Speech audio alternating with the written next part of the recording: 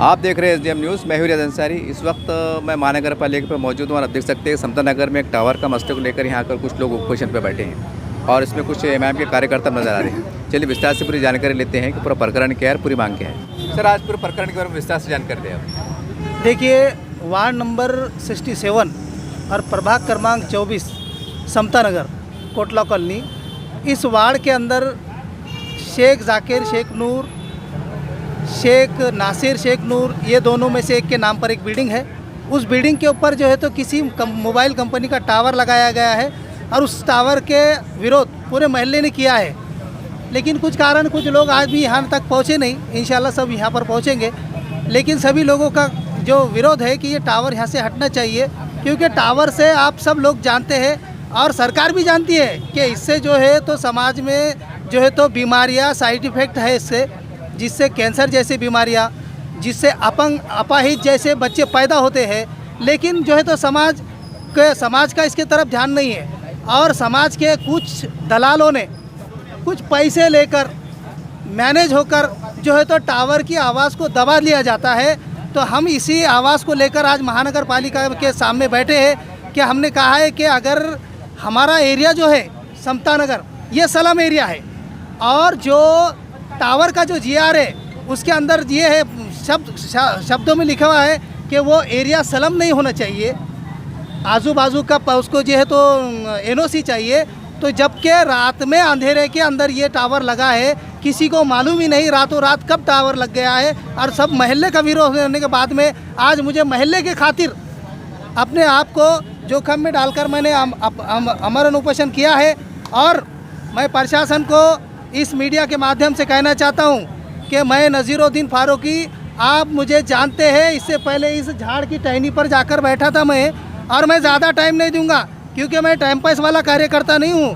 अगर प्रशासन ने मेरी आवाज़ को जल्दी से नहीं सुनी और वो टावर नहीं हटाया तो मैं कल दोनों बिल्डिंग को जोड़ने वाला जो महानगर पालिका का पुल है उस पर जाकर आत्मदान करूंगा। सर, जैसा आपने कहा है कि तो आपने पूरी तहकीकात जांच पड़ताल की कि वो गैर कानूनी है, कि हो सकता है उन्होंने परमिशन लिया होगा। देखिए साहब, मेरा पूरा एरिया जो है बगैर परमिशन का है जी। मेरे एरिया में परमिशन है ही नहीं। मैं इतना कॉन्फिडेंस से बोल रहा हूँ कि परमिशन नहीं है उस बिल्डिंग का। और महानगर पालिका के जो अधिकारी है जमशेद साहब, उन्होंने आकर वहाँ पर उन्होंने जो है तो उसकी कार्रवाई की, लेकिन उस कार्रवाई को क्यों रोका गया, किस तरह से रोका गया, अब ये जमशेद साहब ने अभी तक हमको जवाब नहीं दिया। सर, इससे पहले के निवेदन में एमआईएम के कुछ जिम्मेदार भी आपके साथ थे, कार्यकर्ता, तो क्या आपने फिर कादर साहब के कान पे बात डाली कि साहब आप भी थोड़ा अपने तौर पे कोई फ़ोन वगैरह कीजिए, कुछ हमारी मदद कीजिए? नहीं साहब, हमने जो है तो खासदार साहब का से हमने राब्ता नहीं किया है, लेकिन हो सकता है कि हमारे एमआईएम की टीम के ज़रिए से हमारी कुछ ना कुछ खासदार साहब के पास से भी सपोर्ट हो जाएगा इंशाल्लाह। अगर ये मांग अगर आप ये पूरी नहीं हुई, जैसा आप कह रहे हैं कि मैं आत्मदान करूंगा, हाँ जी, तो एक बार फिर दोहरा दीजिएगा, कब तक होना कम से कम आपकी मांग? देखिए, मैं आज पूरा दिन पूरी रात महानगर पालिका के लिए है। कल सुबह मैं, आप खुद देखेंगे, मैं अभी कैसा है प्रशासन को जागरूक नहीं करता हूँ, मैं किस तरीके का आंदोलन करने वाला हूँ, प्रशासन खुद देख लेंगे।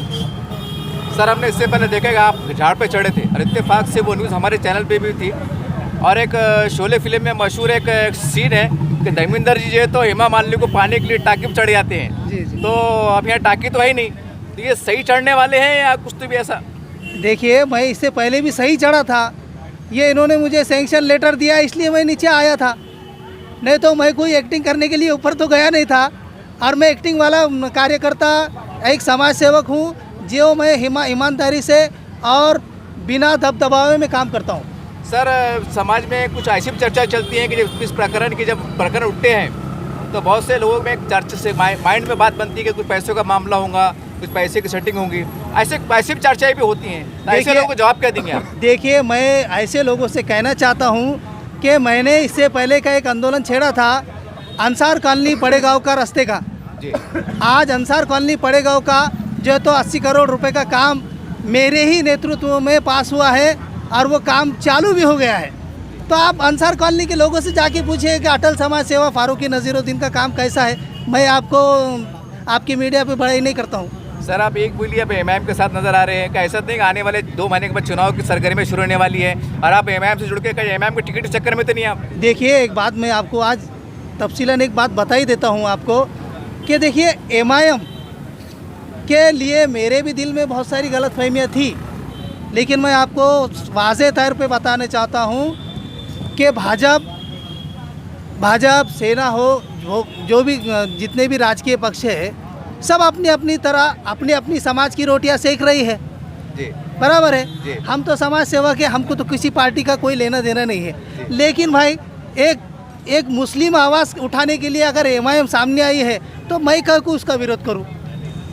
मैंने अपने विरोध वापस लिया है, क्योंकि देखिए वो कहीं ना कहीं मुसलमानों के साथ में, दलितों के साथ में, बिछड़ों के साथ में खड़ी है और मुझे ऐसा लगता है कि एमआईएम आने वाले टाइम की एक बहुत बड़ी पार्टी है। अब तुम्हारी ये जब वीडियो वायरल होगा मेरे चैनल के माध्यम से, तो हो सकता है फिर खादर साहब के कुछ कार्यकर्ता ये बहुत अच्छी बात कही आपने, शायद आपके पास पहुँचे और बोलेगा फारूक साहब आप ठीक है, आप संगठन चला रहे हैं तो एमआईएम में प्रवेश कर लो फिर। अब ऐसा भी हो सकता है, ऐसा हो सकता है सब। देखिए ये तो मेरा मतलब है ना कि मैं प्रवेश होऊंगा नहीं होऊंगा, लेकिन मुझे ऐसा लग रहा है कि समाज के हित में अगर एमआईएम काम कर रही है तो मैं एमआईएम के साथ खड़ा हूँ। ऐसा इससे हटके सवाल करता है क्योंकि आप बहुत बड़े राजनेता हैं, आप जो है तो सामाजिक कार्यकर्ता भी है, आप बीजेपी जुड़े हुए थे, सारी बातें थी। एक इम्तियाज जलील खासदार के रूप में औरंगाबाद जिले को, इनके कामकाज को आप कैसा देखते हैं? ये थोड़ा हटके सवाल है, कैसा देखते हैं आप? देखिए मैं तो आपको आपके चैनल के माध्यम से मुबारकबाद देना चाहता हूँ इम्तियाज जलील साहब को, क्योंकि देखिए उनके वास्ते एक और नया रास्ता आ चुका है, शिंदेगढ़। अच्छा, शिंदेगढ़ कहीं ना कहीं इम्तियाज जलील साहब को डबल से एक बार खासदार बना ही देंगे इंशाल्लाह। लेकिन मतलब मैं वो तो बात सही है, जो भी है टेक्निकल बात है। कामकाज के बारे में जैसे उनके ऊपर आरोप लगते हैं कि भाई ये काम हो रहा नहीं है, एक सामाजिक कार्यकर्ता। देखिए मैं आपके चैनल के माध्यम से, मैंने अभी तक इम्तियाज जलील साहब से एक समाज सेवक होने के बावजूद भी जो है तो उनसे आज तक मैंने रब्ता नहीं किया, क्योंकि मुझे ज़रूरत ही नहीं पड़ी।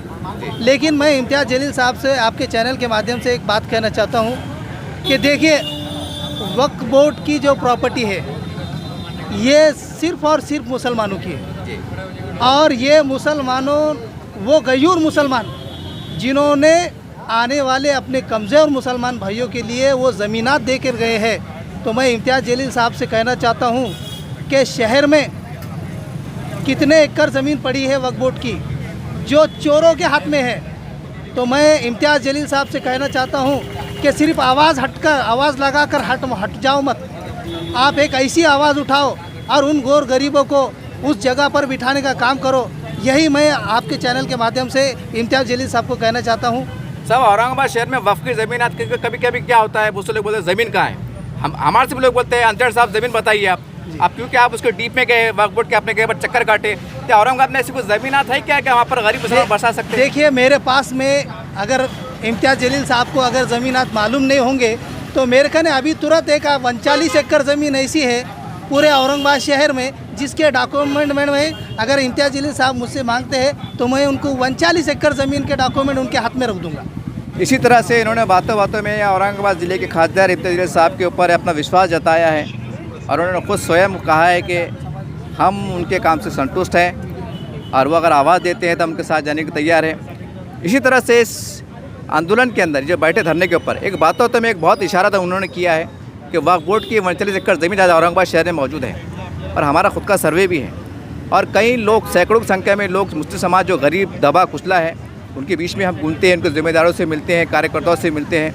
मैं पर्सनली तौर से, क्योंकि हम जनता के बीच में घूमते हैं साहब, मेरी भी आपसे रिक्वेस्ट है कि अगर एक आवाज़ दे मुसलमानों को इंसाफ दिलाने के लिए वक्फ बोर्ड के ज़रिए से, क्योंकि वक्फ बोर्ड मुसलमानों का इदारा है, इसमें कोई जात पात का सवाल नहीं है कि भाई खासदार साहब मुसलमानों की बात कर रहे हैं, क्योंकि वक्फ बोर्ड खालिसन मुसलमानों का इदारा है। अगर आप कहते भी हैं मुसलमानों को आवाज़ देते हैं, इसमें कोई जातिवाद की राजनीति भी नहीं होगी। मगर इतना तय है, ये मेरा खुद का सर्वे, व्यक्तिगत सर्वे है, अगर आपने एक आवाज़ दिए तो कम से कम 2 से 2.5 लाख मुसलमान आपको रोड के ऊपर पूरा मन तरीके से लोकशाही माध्यम से रोड पे आपको साथ देते नजर आएंगे। इतनी बड़ी ताकत अगर आपके साथ खड़ी होती है या खड़ी भी है तो यकीनी तौर से हम समझते हैं कि आने वाला समय जो खासदारगी का है 1.5 से 2 साल का टाइम बचा है, हमारे दिल में कोई बदगुमानी नहीं है, लेकिन क्योंकि आज आप सत्ता में हैं, आज आप पावर में हैं, तो उम्मीद करते हैं कि ऐसा कुछ कर दिखाइए, क्योंकि ये जनता के बीच में आज भी चर्चा है कि औरंगाबाद शहर को डॉक्टर रफ़ीक ज़करिया के बाद इम्तियाज जलील वो चेहरा मिला है जो एक पूरे महाराष्ट्र में, पूरे औरंगाबाद में, पूरे मराठवाड़े में एक इतिहास रच सकता है। उम्मीद करते हैं कि जैसा कहा जाता है क्रिकेट खेल के अंदर कि जब स्कोर बढ़ जाता है और बॉल कम हो जाते हैं तो चौकों छक्कों की बारिश शुरू हो जाती है, और क्रिकेट का मौसम भी चल रहा है। तो उम्मीद करते हैं कि आखिरी की जो ओवर है, आखिरी साल में खासदार साहब को चौकों छक्के ऐसे चलाएंगे कि जनता कहेंगी वाह खासदार साहब क्या बात है यार, यही काम से आपसे काम अपेक्षा थी। और उम्मीद करते हैं जनता यही नज़ारा और ये पल देखने के लिए आज बेताब है।